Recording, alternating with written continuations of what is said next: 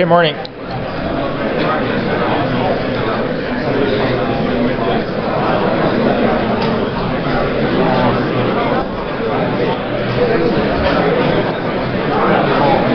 Okay, so we have already talked about three different system classifications: causal system, linear system, nonlinear system, and the last one is time-varying or time-invariant system. So just a quick review on the time-varying and the time-invariant system. Actually, we'll combine these two together and give an example. And then we'll look at the new topic, convolution. Okay? That's what we're going to do today.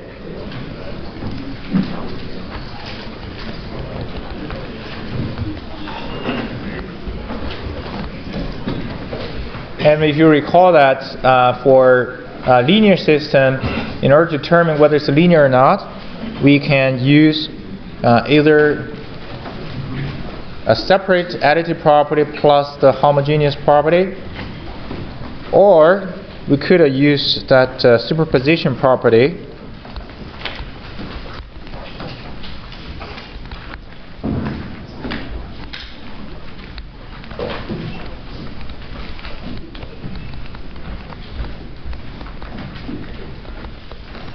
Okay, so that's how you can verify whether the system is linear or not.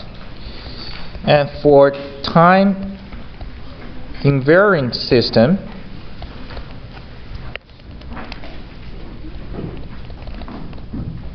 okay, so time invariant system, TI system, the property basically says when your input is a delayed input, the corresponding output will also be delayed by the same amount of time, T naught. That's time invariant property. When you check, you basically check the left and the right and compare if they're the same. If they're the same, then it's a time invariant system. So now I can actually combine these two systems together. Okay? When we put these two systems together, we get a so-called linear time invariant system. So LTI system.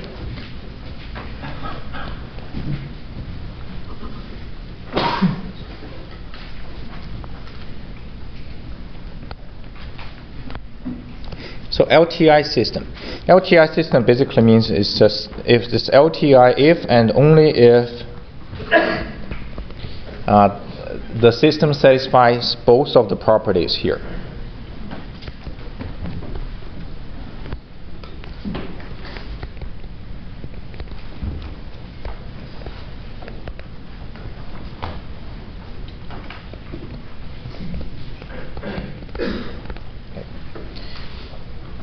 It's a very the LTI system is a very useful system. When you start as a controls engineer, or when you start to learn control system, the first kind of system you will learn is LTI system. And once you learn LTI system, and then possibly you'll move on to nonlinear system, right, or nonlinear time invariant system. Right? So this LTI is the first step we typically will learn to understand system. Okay. Just remember, LTI basically means it satisfies the linear system property and also satisfy the time invariant system property here. Okay. So let's look at an example here. I'll show you an example what LTI system actually means.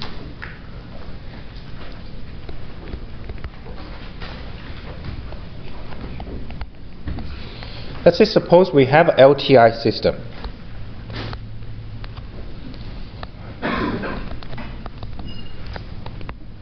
Very generically, so we don't write any expression for the system. This is the system. You have a certain input, then you have an output out of the system. So now we have the input here. Suppose that the input x of t is a box.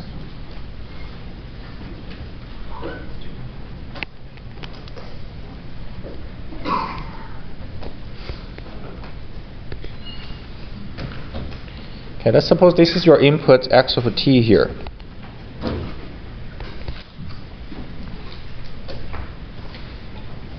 And when the input is this, and we also have the corresponding output,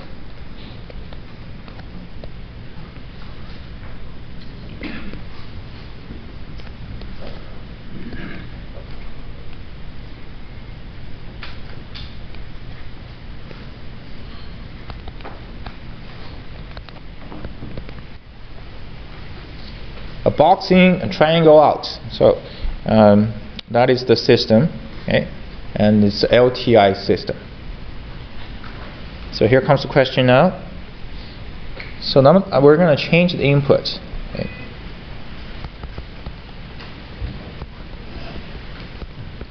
If input becomes a slightly different one, let's call this is x2 of t. The new input will look like this.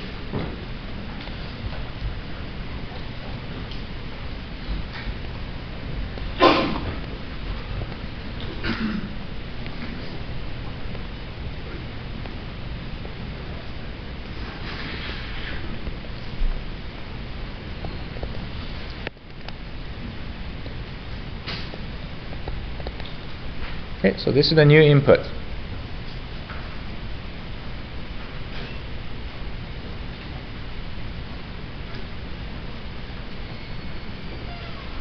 And the question will be, what will be the new output?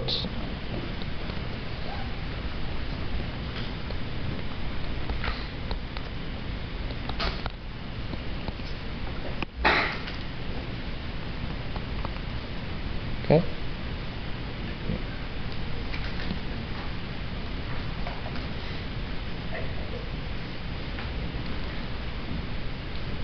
It's a very good example demonstrating the proper usage of system properties. Okay.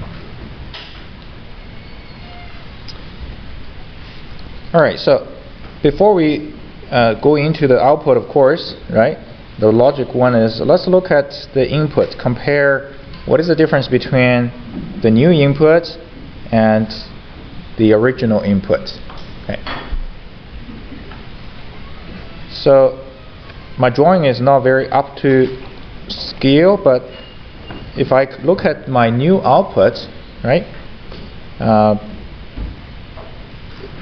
When we look at the range between 0 and 2, okay, and this is exactly the same as the original input here, right? Okay, so this portion here is the same as your original input. And this is the add-on. This is a different part, right, from the new input. So I could just, okay, x2 of t, at least for this portion, right? At least for this portion, that is your original input. Let's call it x of t, right? I call it x of t here. Okay? So what about this portion, right? This portion here. How can we write this portion using the original input?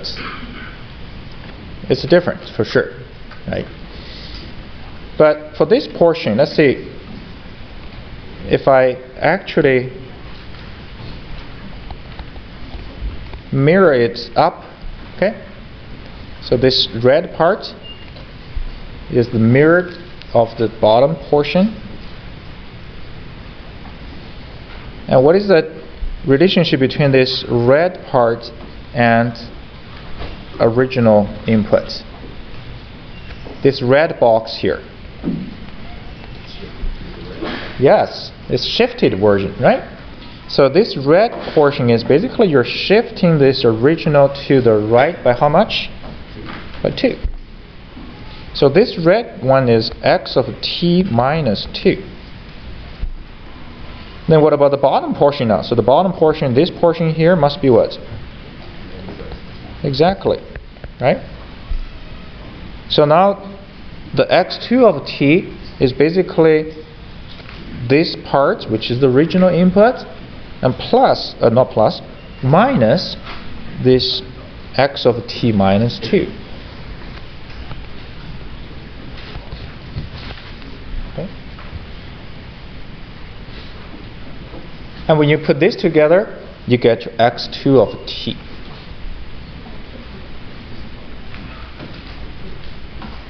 Is that clear? Yeah.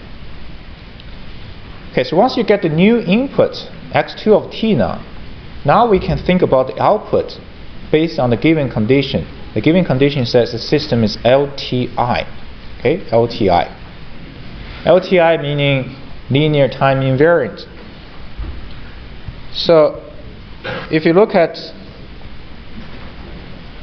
the linear system, basically means when you insert, okay, when you insert the new system with a combination of two inputs, maybe scaled up by C1, C2, the output is just a C1 times the original input output corresponding to x1, C2 times output corresponding to x2, right? And if you have a shifted input, then you just shift output with the corresponding time. So if I look at my current input, which is this is exactly a combination of what we just learned, right? You have two inputs here. You have a scale, here's 1, here's -1, and this one here is shifted to the right by 2 units. So if we apply this LTI property, if we apply the LTI property, what do you think the output would be, right, based on using the original output, of course, y of t, right? So when input is, so basically now this y of t is m x of t minus x t minus 2. So this is your new input to produce a new output.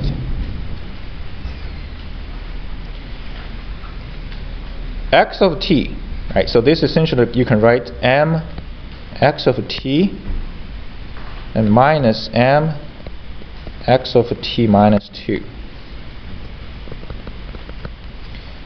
So from here to here, we applied which property? The linear system property, right?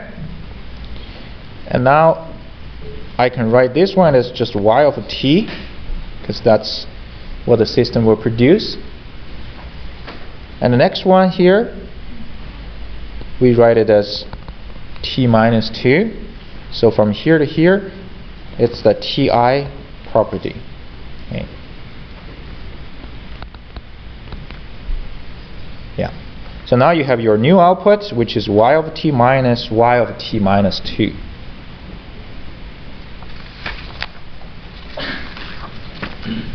And it's time to go back and to graph this output, right, based on your original system output. So here's your original system output. The new output is y of t, which is original one, minus a shifted original output by a quantity of 2.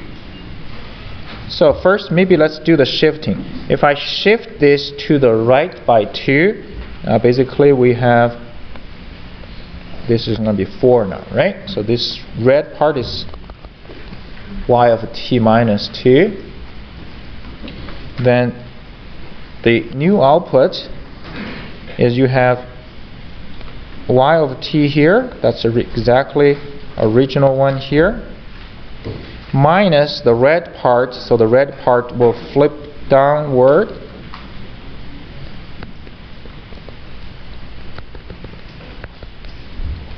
okay, there. So this is basically your new output y2 of t. By making use, very simple, right, the properties of the linear system and the properties of the time invariant system. Okay.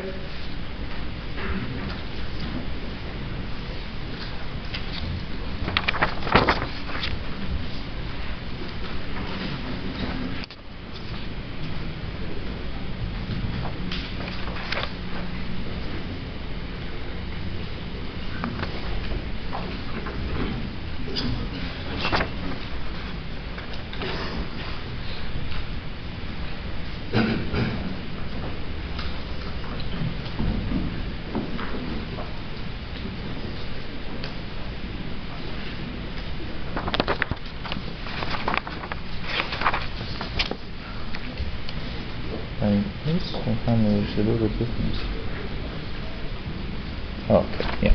All right. You can try yourself. Maybe I'll give you a slightly different input.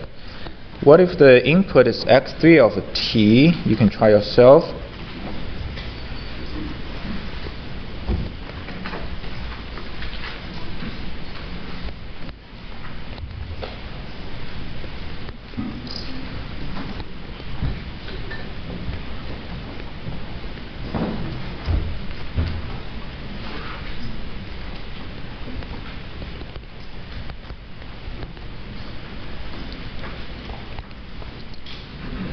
So I'll slightly modify the input, okay, from x2 of t to x3 of t. How will be the new output here? Okay, you can try yourself. Not much change, except this part.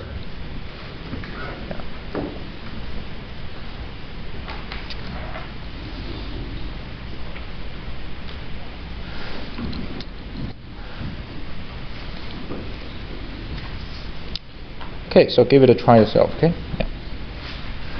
Any question on this part? Okay. This is a very typical example combining two properties, right? Deriving outputs of the system, okay, given a new input, okay, by sticking to this system properties. Alright, so that's pretty much all about system classification. Okay. We spent about a week on this, and now we're going to spend maybe another couple or 3 lectures on another new topic, which is called convolution.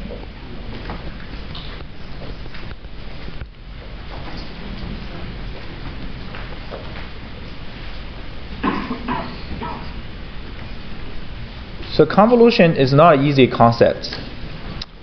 I think, according to my teaching experience, I've tried many different ways, but there's certain students that definitely always having trouble with this convolution concept.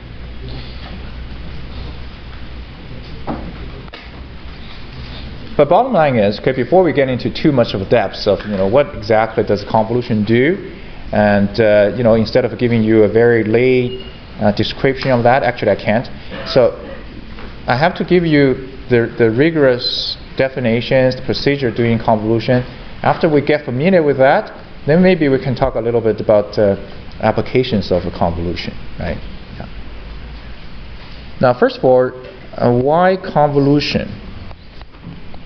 This is the part, as I said, we don't need to get into too much depth. Okay, you can just simply know roughly. Okay, so what does convolution mean, and what do we use it for? Convolution is a signal processing technique typically used in image processing or audio processing.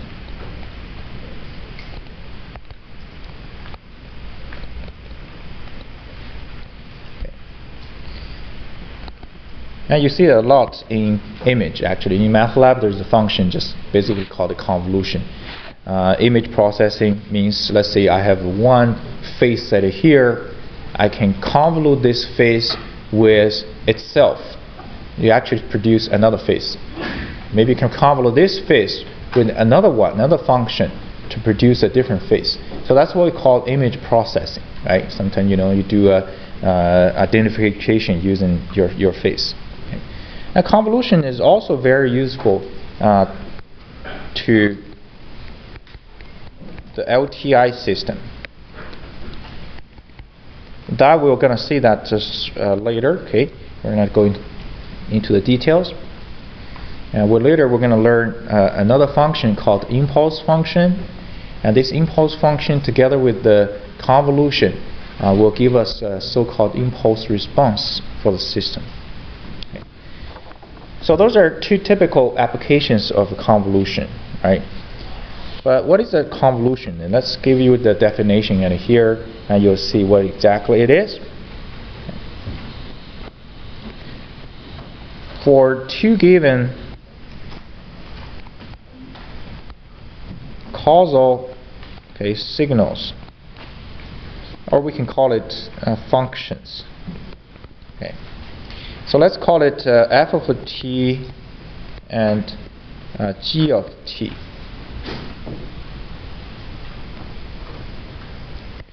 Then the convolution is denoted as f of t star g of t.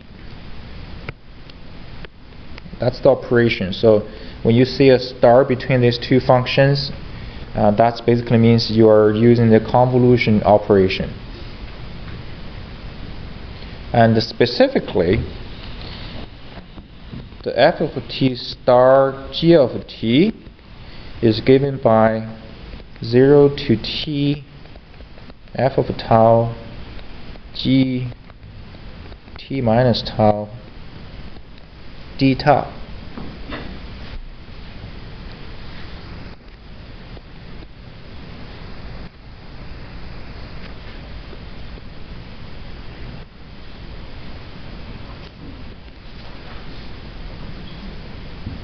Okay, that's it. As dry as it is, that's the definition of the convolution. Okay. And we'll explain it and how do we derive these integrals, of course. But let's go back to this definition a little bit more here, okay? Yeah. First of all, what's given?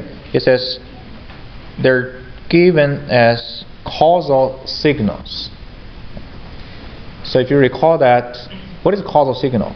We learned about causal system, right? But before we learn the causal system, we actually have a definition for causal signals. A signal is causal if the signal's value equal to 0 when t is less than 0, right? That's causal signal, okay? So causal signal basically f of t equal to 0 when t is less than 0. And same thing for g of t. Okay, this is what causal means. You will not see anything for f of t when t is less than 0. And now the convolution, of course, is star, and then they give you an integral right here. So let's look at this integral, okay? Yeah. Just to jog your minds, maybe. Tau. What's the proper term for tau? When you learn integrals. Integral variable. Or sometimes we also call it dummy variable, right? Yeah, dummy variable. Dummy variable basically means you don't have to use tau. You could use any other parameters at here, right? Except that in this case, it's a convention. We're using tau in the operation of a convolution. And then you have here, which is the range of integration for tau, right? Yeah. And inside this integrand, this is called integrand here. You have a f of tau here. You have a g of t minus tau here. So the first mistake often people make is they mix this tau and the t. Know what you're operating, right? When you do this integration, you're operating on which variable? You're not operating on t, you're operating on the tau. Okay? So if you're operating on the tau, guess what do you treat the t as? Constant. Okay, good. And then after you do the integral, certain results come out. Then you plug in the limits, okay? And higher limits minus the lower limits, and you will end up with a result, right? A result. So these results, if you can visualize, these results when you integrate, plug in the limits, the results out of this integral will also be a function of what? When you plug in the 0 and t into the results integral, will also be a function of t, right? Because you have t here. So it doesn't matter what these functions are. Once you do the integrals, you plug in the limits, you still get out of a time function with a t function. Okay? Yeah. So mathematically, that's essentially what's going on in the behind here, right? You're essentially doing integration, plug in the limits, and then you get another time function.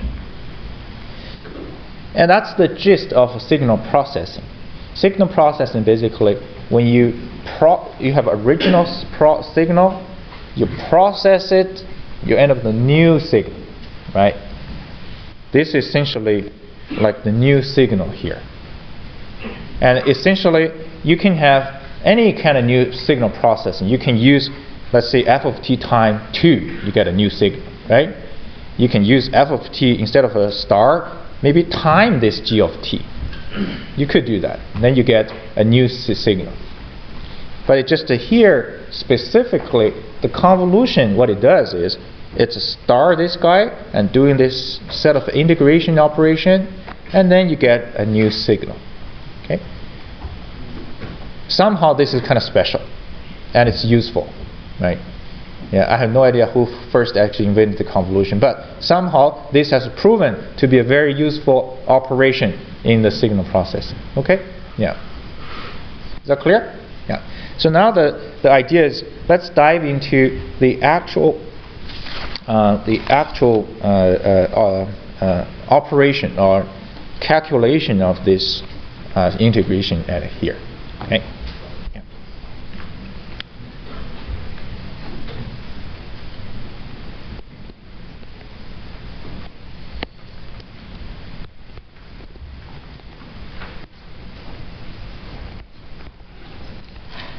Now, as you're going to see is, we're going to use a graphical approach, right, to tackle this integration. Because often in time, the functions that give it to you are sort of like a piecewise function, as you're going to see. Okay, piecewise function will be a function like this. Okay? This is piecewise. Within certain time duration, it has this much value, and then within another duration, you have another set of value, and that's what we call piecewise function. Okay? So to deal with this kind of function, instead of directly calculating the integral, it's much easier to actually calculate using graphical approach. Okay? And this graphical approach will involve reflection, scale, and shifting. Those basically those things that you have learned or reviewed in the first tutorial. Okay? I'm going to use an example to illustrate this graphical approach. This is a very simple example. We'll have a little more complicated piecewise function after we get used to this. Okay. So let's say I have an exponential function, and this function is causal, of course. So we define this function as this: when t is less than 0, it's 0. When t is greater than 0, it's an exponential decay function, e to the power negative 2t. At the same time, we define our g of t as this. When t is greater than 1, it's 2. And when t is less than 1, it's 0. And of course, we wanted to calculate the convolution between the two functions.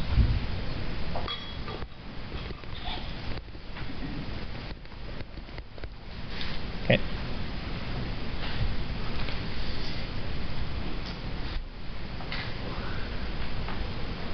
All right.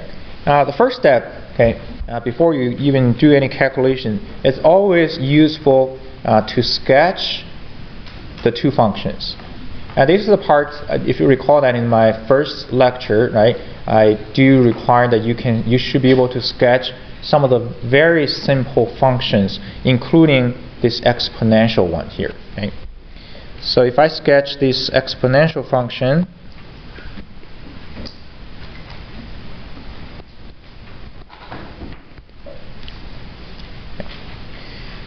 so t less than 0 is all 0. When t is greater than 0, it's that part of the exponential.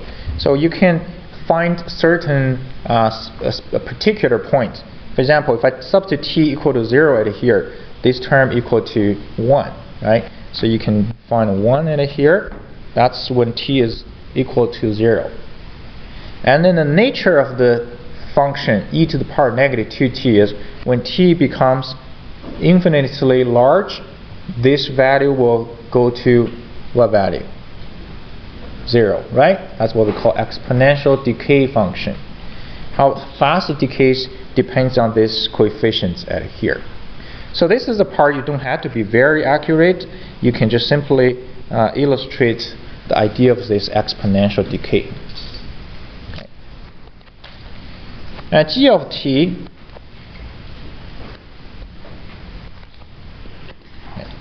for g of t, when t is less than 1, okay, you can find a 1 in here, it's 0. When t is greater than 1, it's always 2. So I guess I could just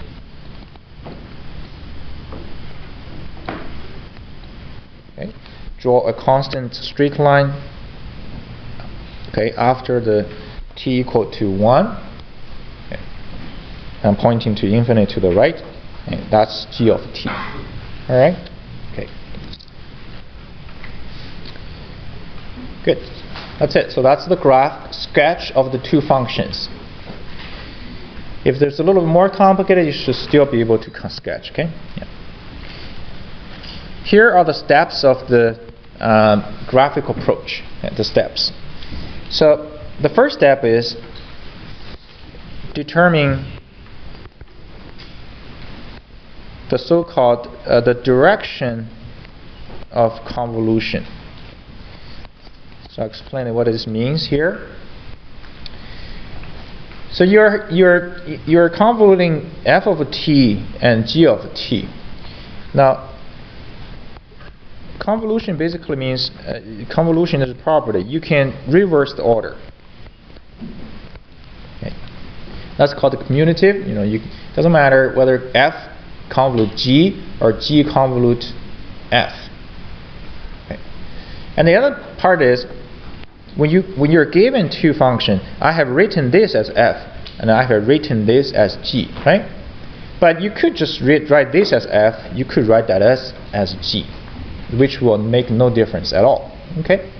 So that determinate direction basically means which one is f, which one is a g, which direction you want to integrate. Do you want to convolute f, g, or convolute g and f? Okay? Yeah, that's the direction we're talking about here. Because if you look at the formula of the convolution, right? If you reverse the g and the f, the writing will be different, right? Because f here appears first, so this is f of tau.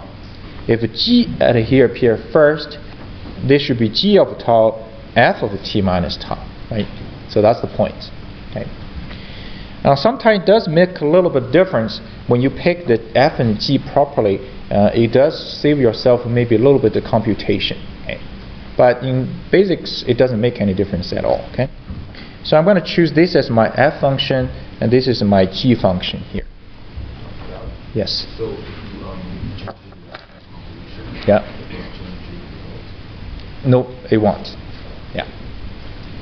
It will only may or may not add certain computation efforts, right? If you choose the order, the direction differently. Good. Second part. Okay. This is completely out of this integration here. Okay. So let me rewrite this the integration in here.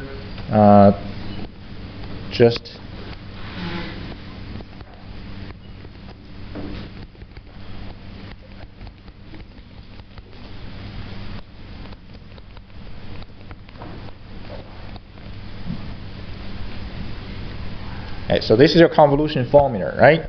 So the second step at here would be, okay, so you see here the integration inside here, this is f of tau. So we change this f of t to f of tau. Okay, we don't need f of t anymore, we need f of tau.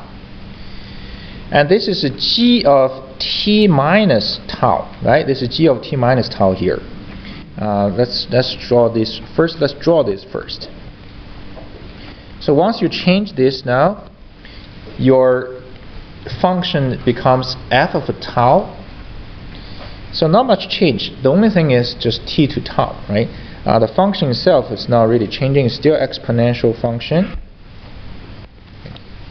Well, except it's not e to the power of negative 2t. It becomes e to the power of negative what? 2 tau. Okay. So that's the first change for f of t.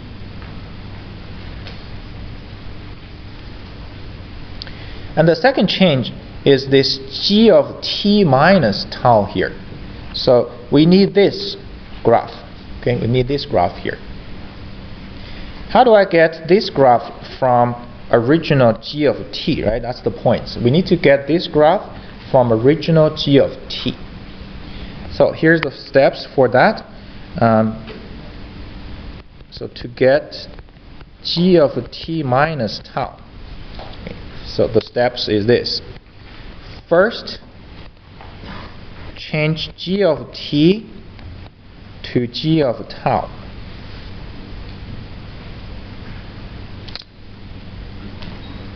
So change this one here. Basically, if I look back to my original graph, and I will graph that, and we have g of t at here becomes g of tau,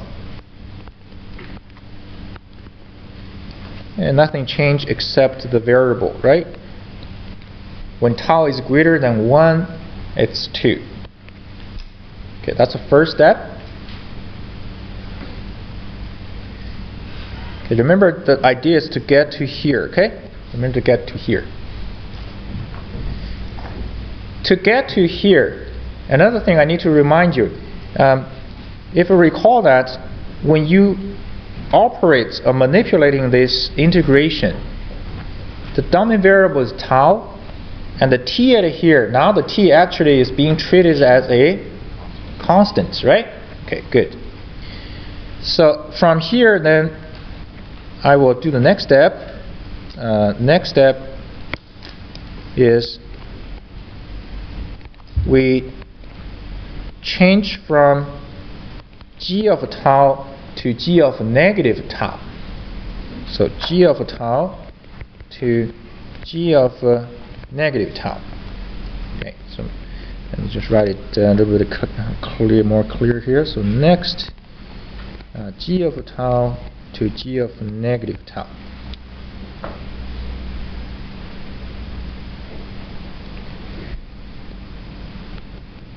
Graphical wise, if this is a g of tau, then g of negative tau will be flip it, right, mirror it about the vertical axis. And that's what we learned in the first tutorial. So this will become negative 1.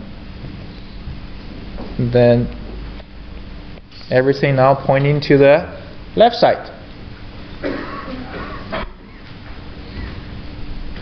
Simple operation, right? So flip, mirror. And now the next step is, which is the last step, we change from g of negative tau to g of negative tau minus t. Okay? And this step, if I expand it, that's basically t minus tau, which is what we're looking for, right? Yeah. So from here to here, the manipulation in the signal is basically what? You're going to shift this signal all the way to the right by an amount of how much? T. Okay. So then if I draw this signal here, okay, sorry about this. Maybe I should write it here. So g of t minus tau, and now we're shifting this signal all the way to the right by amount of t. But we don't know how much of t at here, right? T is still certain number, certain variable. So all you can do is you can just draw arbitrarily, for example, right? So this is called shifting, and this is tau. Still, this is tau. This is g of t minus tau now. So what do you think the coordinates at here would be? Originally it's -1. If you shift to the right by amount of t, this will be at where? Excellent. Okay, that's 2. That's it. That's g of t minus tau. Good? Okay. This is a step number 2. Okay, so we're manipulating f of tau, manipulating the original f of t, g of t, to give us f of tau and the g of t minus tau. Right. So we get this, and we get that. Okay. And the next step, what you do is you go back. We had to go back to our integral. Okay, this integral here. So if you look at this integral, the integrand in here is basically what? It's the function f of tau multiplied by g of t minus tau, right? So mathematically it's this multiplied by this.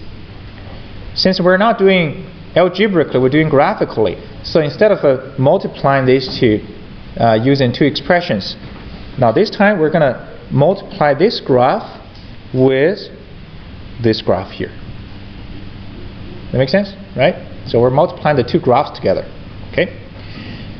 So the next step is to do the integral. And let me rewrite the integral here. Okay. Is to properly multiply the two graphs.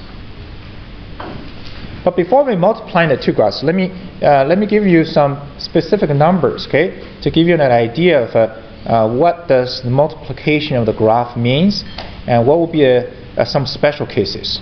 Okay. So let me redraw the f of tau at here. So f of tau will look like this.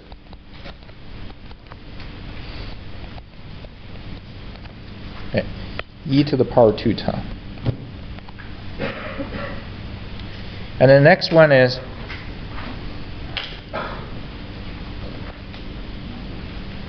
g of t minus tau.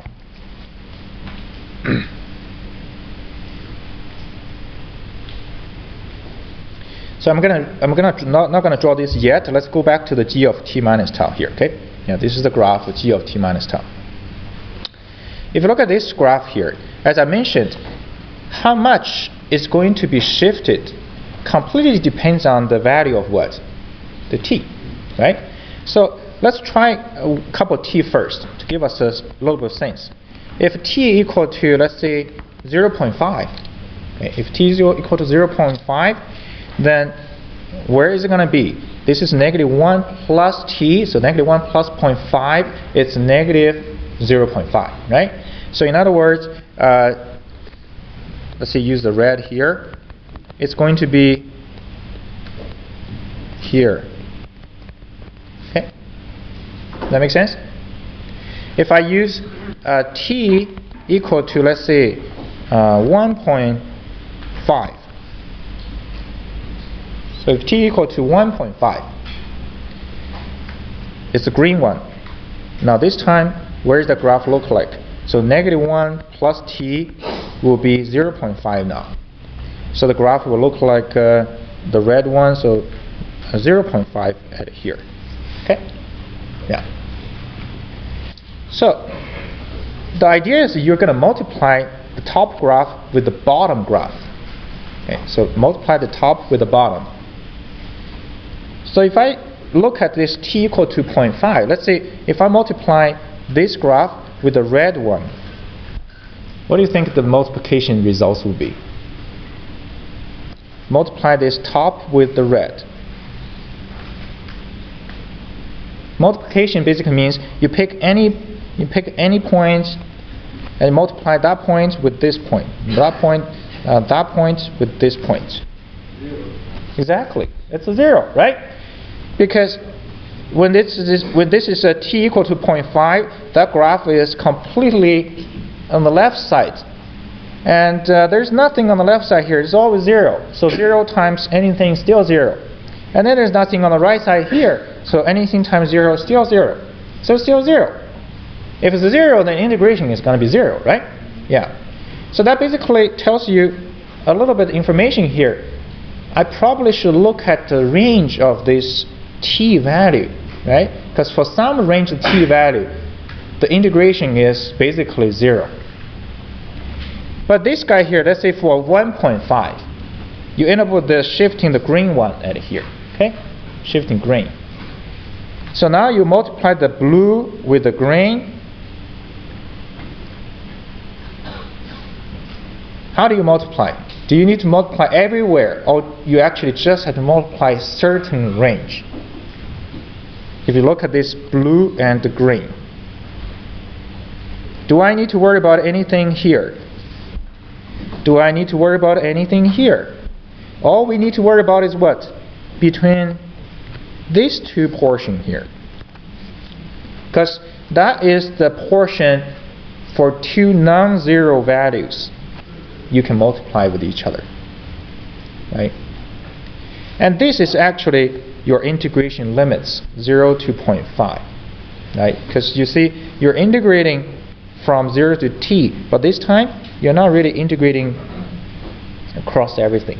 So the point here is basically when your t value changes, the integration changes, okay? And we probably should actually look at the patterns, okay, of the integration based on the t value. And then we can actually do a little better integration here, okay? Yeah. But first, let's look at this question, okay? Let's look at this question here. Maybe the first question is, let's think about it for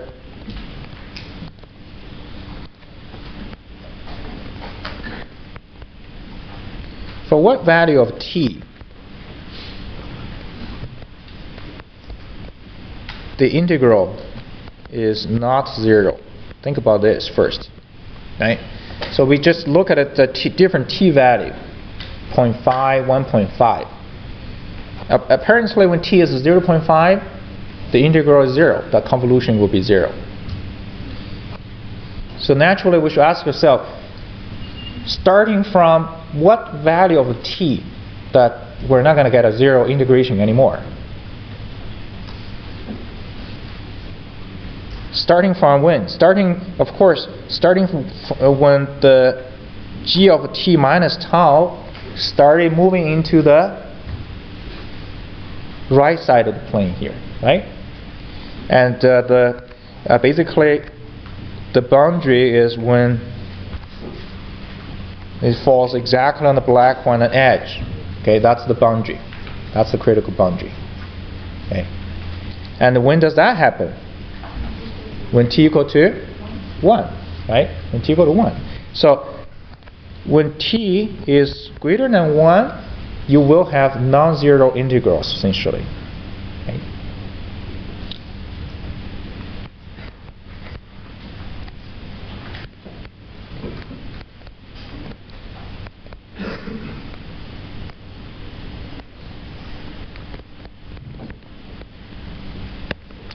For non-zero values of f of tau times g of t minus tau.